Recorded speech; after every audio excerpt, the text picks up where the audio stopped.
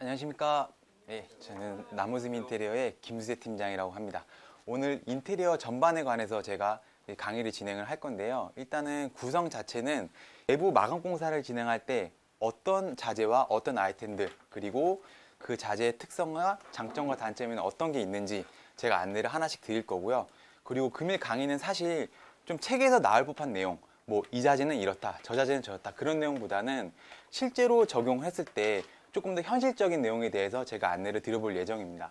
구성은 앞서 말씀드린 것처럼 기본적인 자재와 특성에 대해서 안내를 드릴 거고, 그리고 두 번째 시간에는 디자인 컨셉에 따른 적용 사례들, 그리고 세 번째는 이제 실제 준공 전에 반드시 예비 건축주님들께서 체크해야 될 준공 전 검사 항목들, 이렇게 세 분류로 해서 안내를 드릴 예정이고요. 그러면 이제 첫 번째 저희 실내 마감 재료에 대해서 하나씩 안내를 좀 드려보도록 하겠습니다. 보시면 첫 번째 항목은 창호에 관련된 내용입니다. 이제 외기를 막아주는 아주 중요한 역할을 하는 자재 중에 하나인데요. 사실 건설 현장에서 내부 마감 공사는 샤시를 기준으로부터 시작된다고 보셔도 돼요.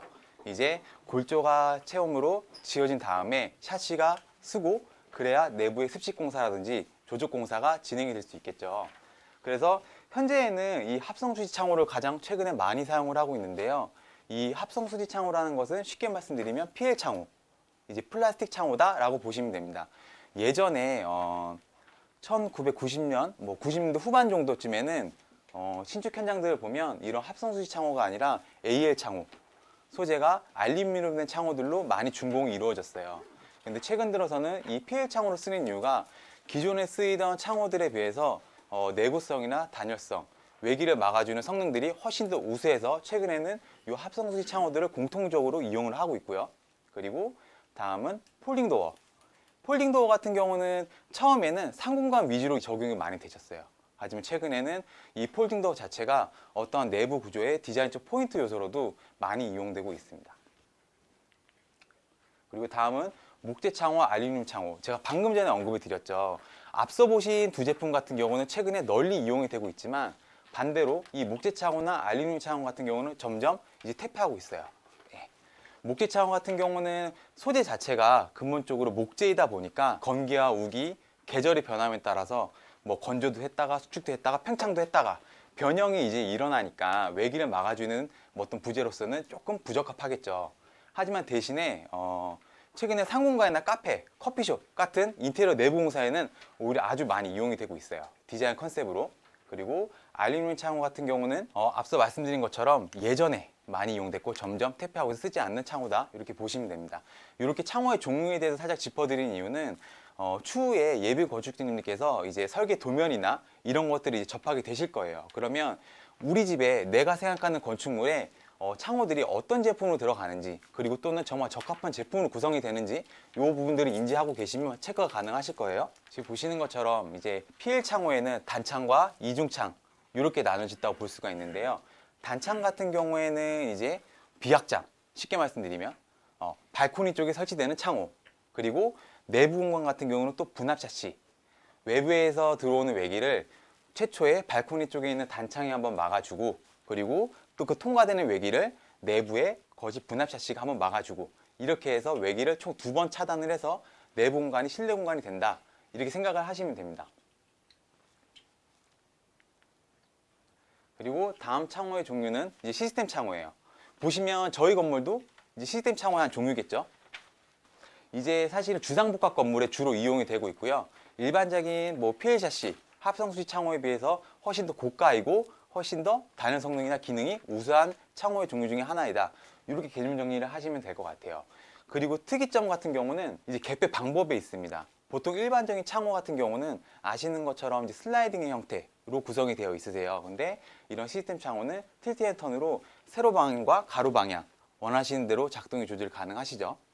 근데 보통 저희가 내부 리모델링 공사를 진행을 하다 보면 오히려 내구성이나 단열성은 더 우수하다고 하지만 이런 시스템 창호를 적용을 해서 오히려 더 춥다라는 추위를 호소하시는 분들도 있으세요. 그럴 경우에는 어떻게 적용을 해야 되냐면, 이런 시스템 창호 위에다가 PL 창호를 더 시공을 한다든지, 그리고 남는 두께만큼은 단열벽 처리를 한다든지 이런 형태로 마감을 지으는 방법도 있으니까 반드시 고가인 시스템 차고를 적용했다고 해서 무조건 더 좋은 건 아니니까 이 부분도 어느 정도 인지를 하고 계시면 좋을 것 같습니다. 그러면 저희가 샤시를 봤을 때 프레임이 차지하는 면적은 사실은 크지 않아요. 대략 면적이 10% 정도 보시면 될 거고요. 90%는 거의 유리가 차지한다고 보시면 돼요. 그러면 외기를 막아주는 샤시의 성능은 프레임보다는 유리의 기본적인 스펙이 좌지우지한다 라고 생각을 하시면 될 것 같은데요. 복층 유리 같은 경우는 지금 일반적으로 샤시에 적용되는 유리가 페어글라스의 형태이다 라고 생각을 하시면 됩니다. 그럼 유리의 두께가 저희는 보통 표현을 할 때 22mm 유리의 두께의 적용이다, 24mm 유리 두께의 적용이다, 이런 표현들을 흔히들 많이 쓰는데요.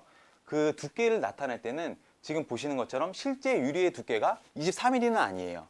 보시면 페어글라스이기 때문에 외부 쪽에서 들어가는 유리 하나, 내창 쪽에 들어가는 유리 하나, 그리고 내부 사이에 공기층, 이 두께를 포함해서 22mm 또는 24mm라고 표현을 하는 거예요. 그러면 이렇게 단층으로 유리가 구성됐을 때보다 외기가 들어왔을 때 이 유리가 한 번 막아주고 내부에 함유되고 있는 이 건조 공기층이 한 번 더 다 차단을 해주니까 당연히 기능적인 면에서는 단층 유리보다는 복층 유리가 훨씬 더 우수할 거예요. 그래서 기본적으로 샤시에 들어간 유리는 모두 페어글라스다 라고 인지를 하고 계시면 좋을 것 같습니다. 그리고 혹시 로이 유리라고 좀 들어보신 적 있으실까요? 이 로이 유리는 뭐냐면 기본적으로 이런 샤시의 유리에 로이 시스템 코팅 처리를 한 번 더 한 제품이라고 생각을 하시면 돼요. 그러면 어디에 어떻게 코팅 처리를 하느냐? 자, 저희 유리는 복층 유리니까 한 장, 두 장, 중간에 이 공기층 이렇게 구성이 되어 있겠죠. 그럼 외기가 이쪽에서 들어온다고 가정을 했을 때 외부 유리의 내측 쪽에 코팅 처리를 한 번 더한 제품이 로이 처리가 된 유리다, 이렇게 생각을 하시면 될 것 같아요. 이제 저 같은 경우도 건축주분들이나 일반 고객님들 많이 응대나 상담을 진행을 하다 보면 어떤 분들은 뭐 디자인적인 포인트에서 많이 신경을 쓰시는 분들도 있고요. 어떤 분들은 또 뭐 단열이라든지 거주 공간으로서 갖춰야 할 기능적인 면에서 기능을 많이 신경을 쓰시는 분들도 있으세요.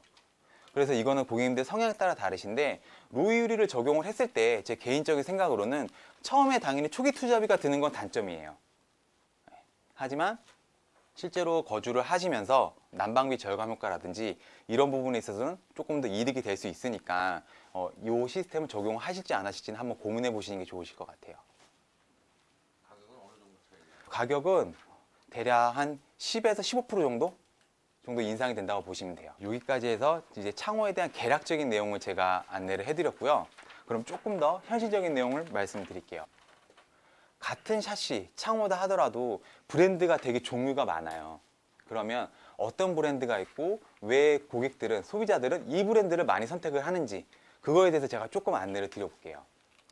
일단은 LG 샤시 TV 광고에서 좀 보신 적 있으시죠? 네. 사실은 국내에서는 가장 선호도가 높은 브랜드라고 생각을 하시면 돼요. 그래서 LG에서 취급하는 제품 같은 경우는 슈퍼세이브 3, 슈퍼세이브 5, 슈퍼세이브 7, 3, 5, 7 이렇게 구성이 나눠지는데 쉽게 말씀드리면 7은 고급형, 5는 중급형, 3는 보급형이라고 생각을 하시면 돼요. 그러면 결과적으로 명칭은 보급형과 고급형인데 어떤 부분에 차이가 있냐? 사실 샤시로서 기본적으로 갖춰야 할 기능적인 스펙에는 큰 차이는 없다고 봐요. 왜냐하면 아까 말씀드린 것처럼 유리 성능이 굉장히 중요한데 유리의 두께는 동일하니까. 그럼 어떤 차이가 있냐면 하드웨어의 차이가 있습니다. 예를 들어 손잡이의 디자인이라든지 그리고 레일의 형태, 레일이 알루미늄으로 되어 있다든지 그리고 또는 유지 관리가 쉽게 내측에 있는 레일들이 블랙으로 컬러가 입혀져 있다든지 아무래도 화이트로 된 레일보다는 블랙으로 된 레일이 또 오염도는 조금 덜 할 수도 있겠죠. 그런 차이들이 있어요. 그래서 고급형이다, 내가 샤시만큼은 정말 최고의 좋은 제품으로 진행을 하고 싶다 하시면 슈퍼세이브 7으로 진행하실 고객님들도 있지만 나는 이것보다는 기능이다, 기능이 우선인 거고 그리고 차라리 이런 디자인 포인트 같은 경우들은 집안 내부 인테리어에 다른 항목에서 적용을 하겠다 하시는 분들한테는 보통 3 정도로 추천드리는 것 같기는 해요. 물론 이제 3나 5, 7 같은 경우는 고객님의 성향에 따라 선택을 하시지만 이런 경우들은 있어요. 그러니까 내가 LG 샤시를 우리 집에 시공을 할 건데 본사 정품이 있고 LG 대리점 제품이 있어요. 이제 일반 분들이 많이 미스를 하시는 포인트가 여기에 있어요. 길 가시다가 LG 간판이 있어서 나 샤시 계약했어요. 그럼 이게 LG 본사 정품이면 문제가 없겠지만 LG 본사 정품인 줄 알았지만 LG 대리점 제품인 경우도 꽤 많아요. 그 차이가 뭐가 있냐면 지금 보신 이 항목에 있는 이 제품들은 일반 대리점에서 취급을 할 수가 없어요. 그래서 반드시 3, 5, 7 같은 경우는 본사 정품만 취급이 가능한 거고 시공이 된 이후에 저희가 정품인지 어떻게 확인을 하느냐, 그거는 저희 10년 무상 AS라는 브로셔가 걸려요. 그 브로셔를 받으면 아 내가 정말 LG 본사 정품으로 시공을 했구나 이렇게 생각을 하시면 됩니다. 뭐 그렇다고 해서 LG 대리점 제품이라고 해서 크게 문제가 있거나 그렇지는 않아요. 그런 건 아니지만 적어도 저희가 소비자 입장에서 이게 LG 본사 정품인지 LG 대리점에서 취급하는 제품인지 스펙이 서로 다르니까 알고는 구매하셔야겠죠. 그래서 요거 이해가 안 가는 게 품질도 그렇지만 가격. 그쵸. 가격 차이가 이렇게 어느 정도 대충 대략적으로. 뭐 금액 차이 같은 경우는 평형대나 스펙에 따라 좀 다르긴 하지만 보편적으로 봤을 때 3나 5의 차이를 전 한 5% 정도 보고요. 3에서 7으로 넘어갈 때는 10에서 15% 정도 차이가 있다고 보시면 됩니다. 네. 보통 선택들을 하실 때는 제가 경험상 보면 5 제품을 선택하시는 분들은 오히려 많이 없으신 것 같고요. 아예 보급형으로 가시던지 아니면 아예 고급형 7 기준으로 가시던지 이렇게 조금 나뉘시는 것 같아요.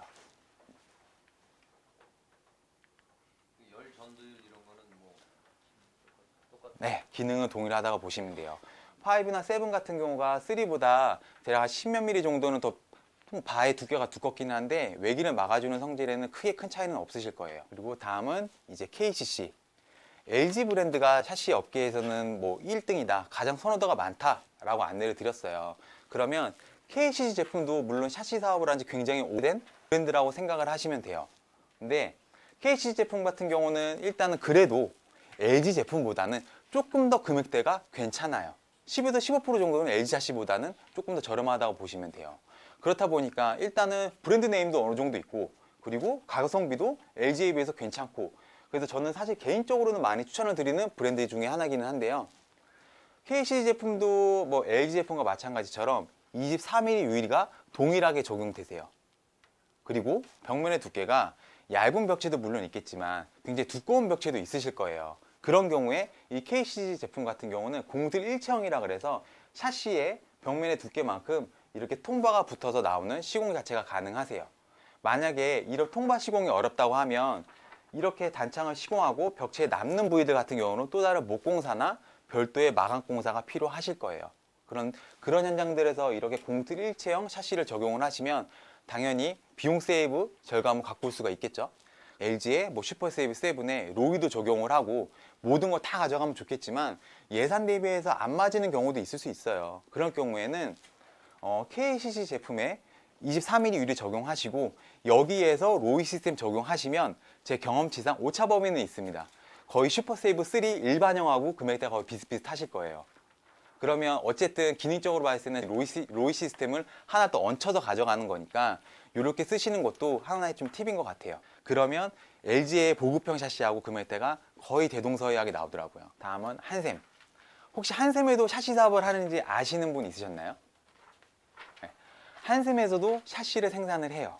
근데 제가 보기에는 가성비 쪽으로 가신다고 할 때는 한샘 샤시도 괜찮아요. 네. 무슨 차이가 있냐면 일단은 금액대 같은 경우는 LG, KCC 그리고 그 다음에 한샘이 조금 더 저렴한 것 같아요.